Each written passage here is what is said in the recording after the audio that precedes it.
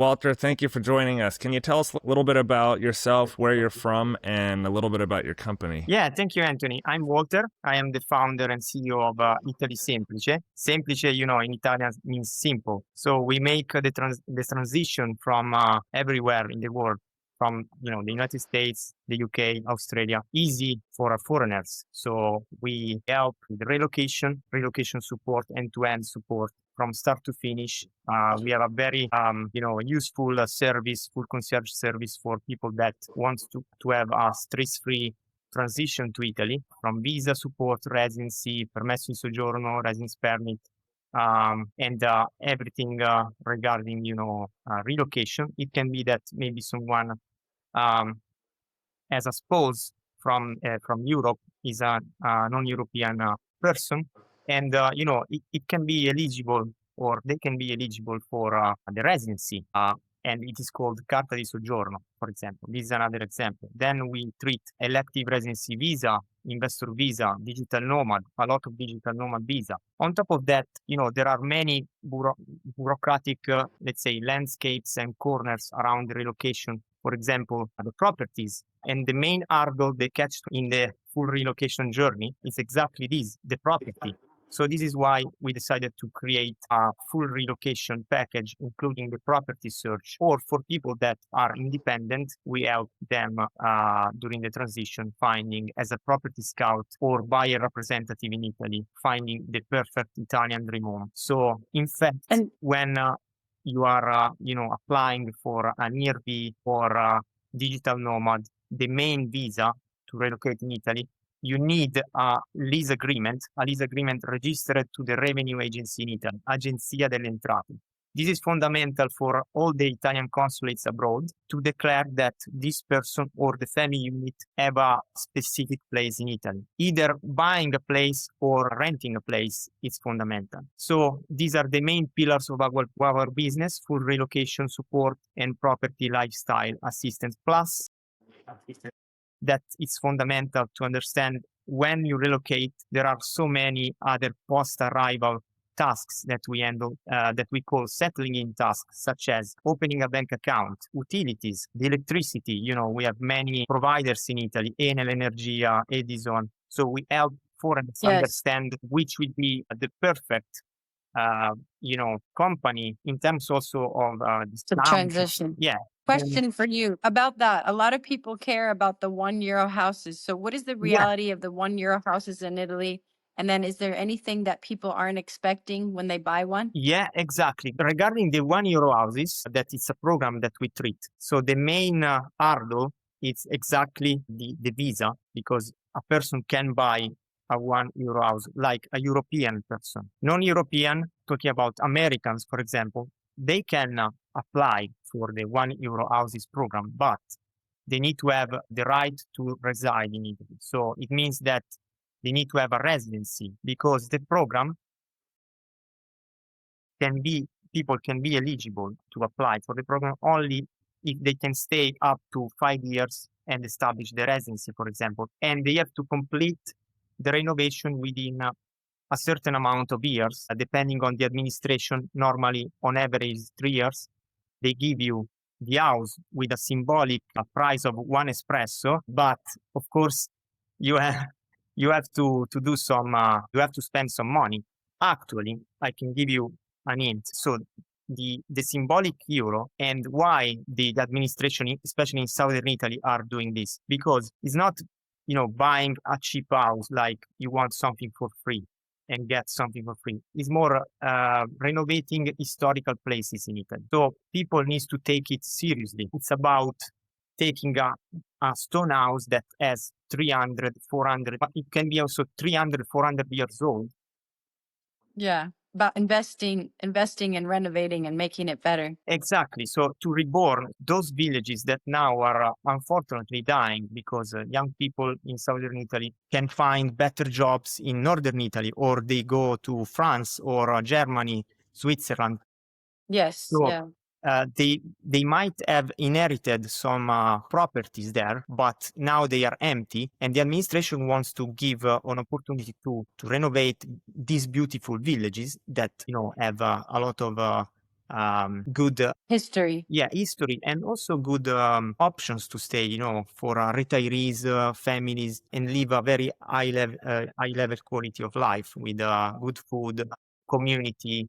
Yeah. What would you say are the biggest difficulties of trying to get a lease agreement in Italy if you're not physically in Italy? Is that possible, or do you have to be in Italy? Yeah, it is possible. It's very complicated, first of all, because I can be honest with you. Italians are a little bit resistant with foreigners, not because they don't like that someone is taking an apartment or from kilometers away, like from the United States. The main problem here is that they want to see you, but they want to understand that you can afford the lease.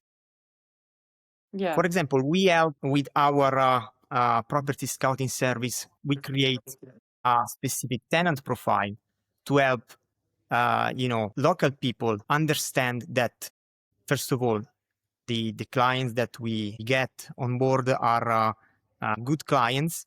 But of course, I strongly recommend to anyone to travel first, understand where you want to live, and maybe do some scouting trip, call some real estate agency that, sometimes they don't speak English, but if you're lucky, they can speak English, and you can find someone. But the main hurdle Good. is exactly what I said before. So finding a lease agreement and register the lease agreement from abroad is complicated because Italian people wants to see Italian salary, Italian proof. So it's complicated because of the language barrier, of miss of Cultural culture differences. Yeah. yeah, that's the main problem. Why is Okay. it so common that people will write to an agency and they'll just be ghosted? There'll just be no response. It's radio silence. What is it? Where does that come from? It's very common, and I can tell you two main problems here. So the agencies are overwhelmed in Italy. They have there's a lot of requests to put Italian houses on the market, first of all. So there are many agencies in Italy, but the main problem is that those listings are on the market, and real estate agents are not struggling with updating those listings, first of all. And when people will try to reach out those agencies, sometimes they see an email written in English or in German, in a different language, and they just avoid that because they get overwhelmed.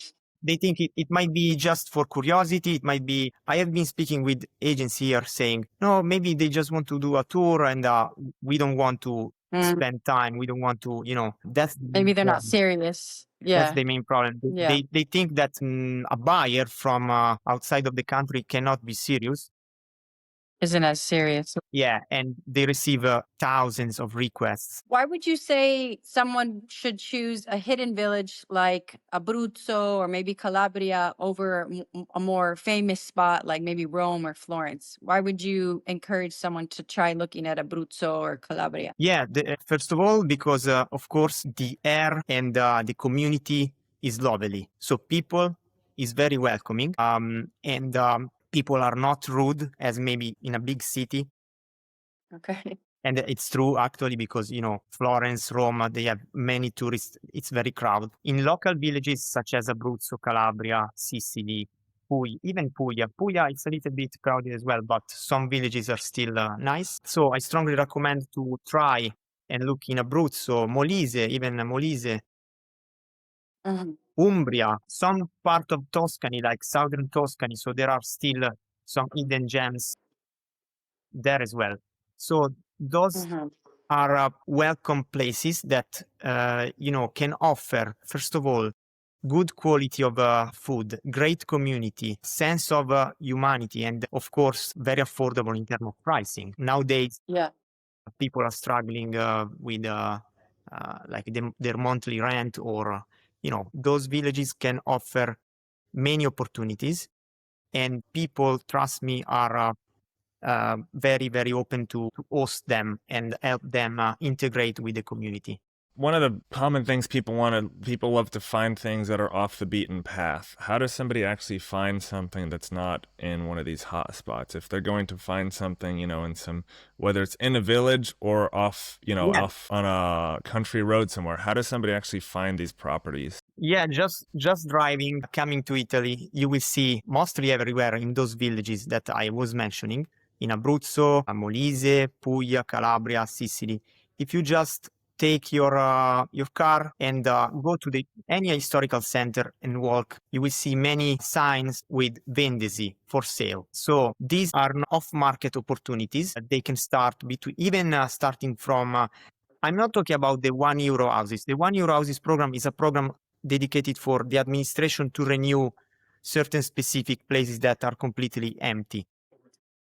Those houses that I'm talking about are off-beaten, as you said, off-beaten opportunities, off-market opportunity with no agents intermediary. So they can start, the price can start starting from 4,000, 4,000, 30,000. You can buy a stone house with 3 levels, maybe 150 square meters, 3 bathrooms, 3 bedrooms. So you can find this solution, but you have to walk around the street. That's the main opportunity that you can have. And So you really have to be there or have somebody that's there that has boots on the ground. yeah, you can go with someone that you can trust. Speaking of that, what would you say is the biggest mistake that people make if they try to do it on their own without a guide, without someone like you? I've seen many situations like that. So the main problem is that, of course, the language barrier, because those sellers can be an old Italian guy or a family that doesn't speak any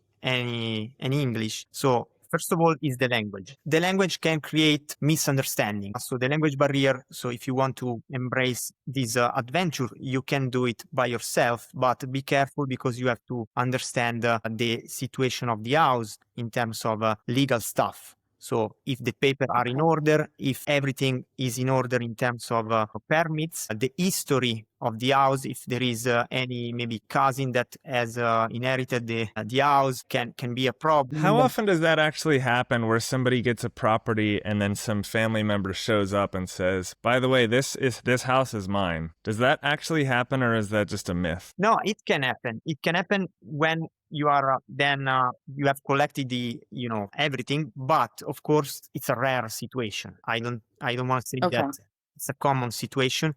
The most common situation is that you can have a problem, first of all, with the price. Having a local guide can tell you exactly if the price is fair, if everything is correct in terms of documentation. So understanding the local market, if you want to invest some money, we're talking about money, the real estate market in Italy, it's not really dynamic as in the US. So if you buy, you might not be able to sell in a few years, resell. So there are so many factors that you need to take in consideration when you invest in the real estate market. So if somebody finds, for example, a house, let's say they find a house in Molise or Abruzzo and it's listed as 30,000 euros. Yeah.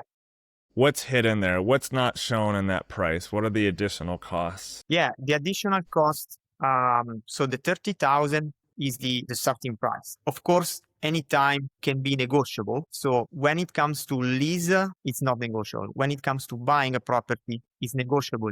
So this is the main thing. Starting with 30,000, you have to consider that in general, I can give you an average of the expenses that you have to put on top of the starting price is always the 15% of the total amount listed. Talking about easy calculation, 100,000 stone house in a nice town in Abruzzo, you have to consider 15,000 on top. That are notary. The notary can vary between 2,500 to 3,000, 4,000. So depending on the notary, depending if you need an interpreter, because if you buy and you don't know Italian, you will need or to create a power of attorney that someone like me, like a specific person, interpreter can sign for you during the notary deed, the appointment with the notary. Then you have to calculate the taxes. If you buy as prima casa, first home, or seconda casa, second home, if you move your residency within 18 months, after buying, you can be eligible for the prima casa. So you pay specific taxes. Otherwise, if you buy as a second home, your taxes will increase up to 9%. I'm talking about, when we talk about taxes, this calculation is not calculated in the amount of the house, so like the 30,000 or 100,000. It's calculated on the cadastral value, so some specific values that are available in the specific archive for houses in Italy. So it's a specific repository to register all the houses. And when people purchase houses, like in the US, the typical mortgage is about 30 years. Is that also similar in Italy? On average, you can go up to 30 years. The mortgage is easy to get in Italy, as if you are Italians, if you are European. If you are not, if you are a non-European citizen, the mortgage can be difficult, and some banks can give you between 50-60% of the total amount, but not all the banks can give you that. Okay, so it is a little bit easier if you are an Italian citizen or EU citizen versus an American citizen purchasing a house. Of course, because of and anytime, as in the USA, you have to bring all your financial documents to the bank to prove that you have a stable income, and that is the process. The process is basically very similar to the US. You have to create a binder for the bank to prove that you can sustain for 30 years the mortgage. The mortgage. Yeah. What's something that would, in your experience, when you see, for example, Americans coming over to buy property, is there a specific type of like red tape, something that always shocks people, like a certain step that you have to take in Italy that is completely foreign to us as Americans? Yeah, the first thing is the codice fiscale, the tax code. So it's complicated to get from abroad. You know, with the tax code, codice fiscale, without that, it's like the social security number, more or less. So needs to be asked to the revenue agency in Italy, Agenzia delle Entrate, but it's better to do it in Italy because that's the first thing to do. Without that, you cannot buy a property. Then the main hurdle, bureaucratic nightmare that I see for Americans buying a property is, of course, all the documents that you have to double check with the owner or the agency. Because they are in Italian. And second of all, I guess could be, of course, the having a clear pathway for your relocation. So if you want to buy this property only for the purpose of a second home, it's fine. You can do the Schengen shuffle, and you can keep your house. Otherwise, it can be a nightmare if you want to buy the property and then move because of the, all the steps that you have to do for your visa, for your permesso di soggiorno when you're here, the residency, the mobile phone, because I can give you an example. Just to open a bank account, you need the mobile phone, the Italian mobile phone number. But to have the mobile phone number, you need the tax code, the codice fiscale. If you don't have the tax code, you cannot open also the mobile phone. If you don't have the bank account, you cannot pay easily a house in Italy. So it's a circle. Yeah, it's a circle. And then something will stop you during this process that maybe some entity in Italy can tell you, no, it's not my responsibility, it's the revenue agency. No, and the comune can tell, no, it's not my responsibility. Responsibility of someone else. Yeah. This reminds me of the first time I went to Rome years ago, and the river was right through the center of Rome was full of dead fish. There was some poison, something contaminated the water, and there were just thousands of dead fish. Yeah, in the Tiber River. And the fish, I left, but I was following the news. Those fish stayed in the river for like 3 months, and they smelled. And the reason they stayed is because the region of Lazio and the city of Rome couldn't agree on whose responsibility it was to clean the river. Lazio was like, this is Rome's problem. Rome says, this is Lazio's problem. So it just sat there for months. That's so sad. Yeah. That's sad. Because they, unfortunately, the system in Italy, the bureaucratic system is very old, and every office has its own rules, and they don't communicate. They don't like change. And they don't want to change. They want to keep the old style rule, and there is no communication and alignment. So this creates this kind of ping pong situation. No, it's not my problem. It's their problem. when it comes to buying a property, is exactly what you said, Anthony. The problem of that you found in a simple situation that now created the problem of the smell in Rome for the fish and stuff. Walter, so you've probably heard there's been some changes that have been made to the Italian citizenship laws, limiting generation, and people who are now able to get the beautiful, Italian passport. What would you say? So a lot of the clients that we have who want their Italian citizenship, it's obviously because of their ties to their family. Yeah. And a lot of people say, I want to buy a house in Italy and live la dolce vita, you know? So would you say there are still opportunities for people who may not be able to get Italian citizenship anymore, but they still want to buy a house in Italy and live, maybe retire in Italy and Yes. have that dolce vita? Yes, of course. Yes, of course. Specifically for the people that you are talking about, we are talking about the retirees. So there are many opportunities with their passive income. They can apply as a ERV, elective residence visa. They just need a stable passive income of 31,000 euro per year. They can apply to their consulate in their jurisdiction in the United States, proving that they have social security, annuity, for example, or an investment rental that can satisfy these minimum stable income, and this will grant them a visa that needs to be renewed every year. After 5 years, they can then be eligible for the permanent residency card, and this is a pathway for the citizenship. Then in 10 years, you will need to pass the Italian test, so you need to speak Italian to become Italian citizen. So I know that it's a long journey, but they still have an option. The borders are not blocked. So for someone who's retired, how would that work? Do they just have to show they have a certain amount of money saved that they can, keep up the house? Exactly. Yeah, they can. First of all, it's not connected to buying anyone can buy a house without the visa. So any American can buy the property, and then later they can decide to move, applying for a visa. So the passive income, as you said, Christina, is fundamental for to declare that you can sustain yourself in Italy, and you will not be heavy for the Italian government. Mm-hmm. So that's the main thing. Then also the investment. Some people have investment in the US. They can move their investment to a bank or an insurance, starting from 250,000, and then they can have the investor visa. The investor visa program is another pathway, faster, without any inconvenience in terms of bureaucracy. We can get the nulla osta from the Ministry of the Industry in Italy, so that will give them the opportunity to then move the money to a startup, an innovative startup in Italy, and they can have, this will grant them a visa for 2 years. Okay, so no 1, 2 years, and this can be then renewed for other 3 years. The good thing about the investor visa is that they don't need to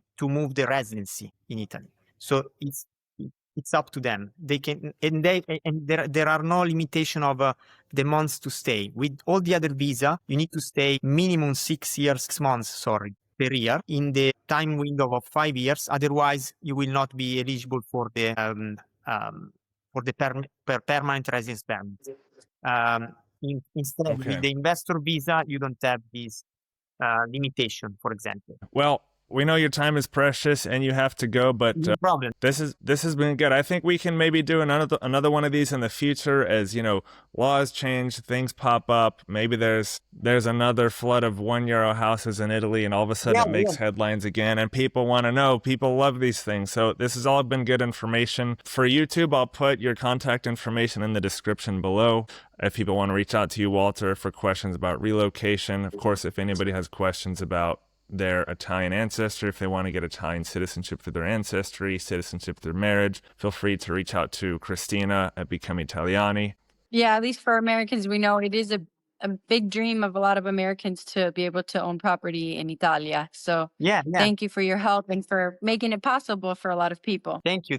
And when you have time, you can just come to Abruzzo and we can see together some €1 houses. Yeah, we should do a tour. Yeah. All right. Thank you, everybody. Thank you, Walter. Thank you. Thank you very much. Grazie. Bye. Ciao.